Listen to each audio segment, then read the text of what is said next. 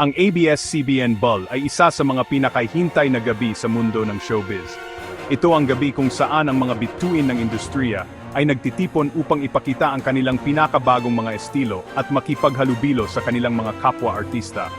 Ang kaganapang ito ay hindi lamang isang simpleng pagtitipon, kundi isang simbolo ng pagkakaisa at pag-asa sa gitna ng mga pagsubok na kinakaharap ng industriya.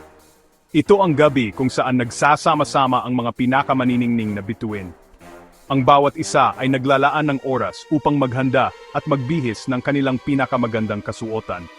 Ang mga kilalang personalidad mula sa iba't ibang larangan ng entertainment ay nagtitipon upang ipakita ang kanilang suporta sa isa't isa at sa industriya. Taon-taon, libu-libong fans ang nag-aabang para makita ang kanilang mga idolo. Ang kanilang kasabikan ay hindi matatawaran, at ang kanilang suporta ay nagbibigay ng inspirasyon sa mga bituin na patuloy na magbigay ng kanilang pinakamahusay.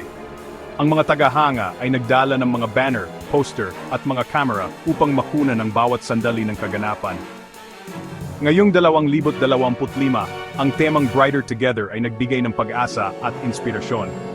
Ang mga dekorasyon ay nagliliwanag at puno ng kulay na sumasalamin sa tema ng pagkakaisa at pag-asa. Ang bawat detalye ng kaganapan ay maingat na pinlano upang magbigay ng isang di malilimutang karanasan para sa lahat ng dumalo.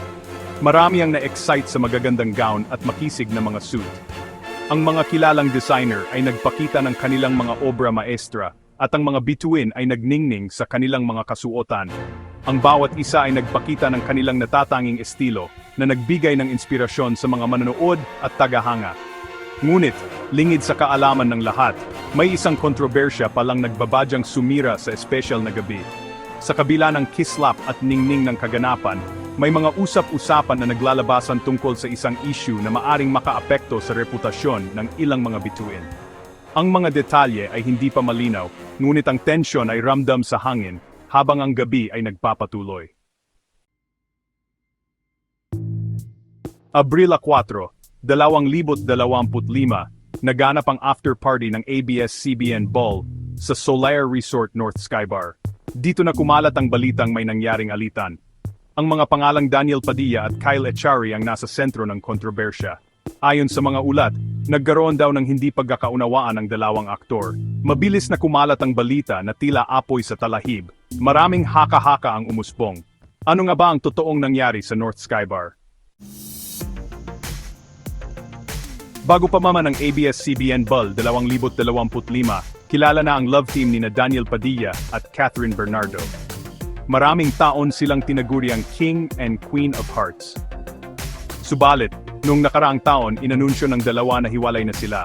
Marami ang nalungkot at nabigla sa kanilang paghihiwalay. Hanggang ngayon, marami pa rin ang umaasang magkakabalikan sila. Ang kontrobersya sa North Skybar ay nagbukas ng mga lumang sugat at muling nagpaalala sa nakaraan. Si Kyle Echari ay isa sa mga sikat na aktor ngayon. Guwapo, talented at mabait ang pagkakakilala sa kanya. Kamakailan lamang, naging usap-usapan ang pagiging malapit niya kay Catherine Bernardo. May mga larawan at videos na pumalat kung saan makikitang magkasama sila sa mga events. Hindi nakaligtas sa mga mata ng publiko ang kanilang closeness.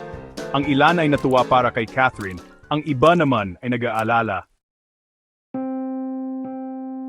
Section 5, mga saksi, katotohanan o chismis. Sa ngayon, wala pang opisyal na pahayag sina Daniel, Kyle at Catherine tungkol sa nangyari sa North Skybar. Maraming haka-haka at espekulasyon ang kumakalat, ngunit wala pang kumpirmasyon mula sa mga pangunahing tauhan. Ang mga tao ay patuloy na naghihintay ng kanilang mga pahayag upang malaman ang tunay na nangyari. Ayon sa mga nakasaksi, nakita daw nilang magkasama sina Kyle at Catherine. Ang kanilang presensya sa parehong lugar ay nagdulot ng maraming tanong at usap-usap. Ang mga tao ay nagtataka kung ano ang tunay na relasyon ng dalawa at kung ano ang kanilang pinag-uusapan. May mga nagsabing nag-uusap lang daw ang dalawa, habang ang iba naman ay nagsabing masyadong malapit si Kyle kay Catherine. Ang mga ganitong kwento ay nagiging mitsa ng mas marami pang chismis at haka-haka. Ang bawat kilos at galaw ng dalawa ay binibigyan ng kahulugan ng mga nakakita. Hanggang mga kwento lang ng mga nakakita ang ating basehan. Ang mga kwentong ito ay nagiging batayan ng mga chismis na kumakalat sa komunidad. Ngunit, Mahalaga na tandaan na ang mga kwentong ito ay hindi pa kumpirmado at maaring magdulot ng maling impormasyon.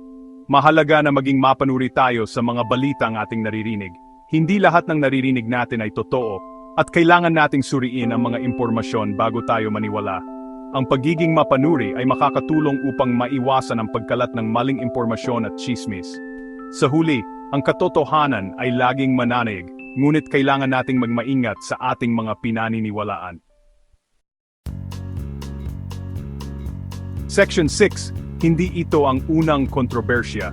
Hindi na bago ang mga kontrobersya sa mga events ng ABS-CBN. Taong 2011, nagkaroon din ng alitan sa pagitan nina Coco Martin at Matteo Guidicelli dahil kay Maja Salvador. Maraming beses na ring nasangkot sa mga iskandalo ang ibang artista. Patunay lamang ito na hindi perpekto ang buhay ng mga artista. Tulad ng ordinaryong tao, nakakaranas din sila ng mga problema at hamon sa buhay. Section 7. Buhay ng mga artista sa ilalim ng spotlight. Bilang mga kilalang personalidad, laging nakatingin ang publiko sa mga artista. Bawat kilos at galaw nila ay binabantayan at hinuhusgahan. Mahalagang tandaan na tao rin sila na may sariling damdamin at pribadong buhay. Hindi natin dapat pangunahan ang kanilang mga desisyon at aksyon. Sa halip na magpadala sa chismis, suportahan natin sila at bigyan ng espasyo. Section 8. Brighter Together, isang pagninilay. Ang temang Brighter Together ng ABS-CBN Ball 2025 ay nagpapaalala sa atin ang kahalagahan ng pagkakaisa at pagtutulungan. Sa bawat taon, ang ball na ito ay nagiging simbolo ng pag-asa at inspirasyon para sa marami. Ang mga makukulay na ilaw at masayang mukha ng mga bisita ay nagpapakita ng diwa ng pagsasama-sama at pagdiriwang ng buhay. Ngunit, sa kabila ng mga ngiti at kasiyahan, may mga pagkakataon na ang mga di pagkakaunawaan ay hindi maiwasan. Ngunit, ang kontrobersyang kinasasangkutan nina Daniel, Kyle at Catherine ay nagpapakita na kahit gaano kaganda ang intensyon, may mga pagkakataong hindi maiwasan ang hindi pagkakaunawaan. Ang kanilang mga tensyonadong pag-uusap at mga hindi pagkakasunduan ay nagbigay ng aral sa atin na ang bawat isa ay may kani-kaniyang pananaw at damdamin. Ang mga ganitong pangyayari ay nagiging paalala na ang komunikasyon at pag-unawa sa isa't isa ay mahalaga sa pagpapanatili ng pagkakaisa. Naway magsilbing aral ang pangyayaring ito para sa lahat.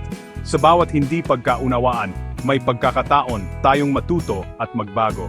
Ang mga sandaling ito ng pagninilay ay nagbibigay daan sa atin upang mas mapalalim ang ating pag-unawa sa ating mga sarili at sa iba. Ang katahimikan ng isang hardin o parke ay nagiging saksi sa ating mga pagninilay at pagninilay-nilay. Maging maingat tayo sa ating mga salita at aksyon. Ang bawat salita na ating binibitawan ay may kapangyarihang magdulot ng kasiyahan o sakit. Sa bawat kilos na ating ginagawa, may epekto ito sa mga taong nasa paligid natin. Kaya't mahalaga na tayo ay maging mapanuri at maingat sa ating mga sinasabi at ginagawa. Ang mga simpleng pag-uusap sa isang tahimik na lugar ay maaring magbigay ng kalinawan at pag-asa. Sa halip na magpalala ng issue, piliin nating maging maunawain at magpatawad. Ang pagpapatawad ay hindi lamang para sa iba, kundi para din sa ating sarili. Ito ay nagbibigay ng kapayapaan at kalayaan mula sa bigat ng galit at sama ng loob. Ang mga yakap at ngiti ng mga kaibigan sa isang parke ay simbolo ng tunay na pagkakaibigan at pagmamahalan. Sa huli, ang pagiging maunawain at mapagpatawad ay nagdudulot ng mas maliwanag at mas masayang buhay para sa lahat.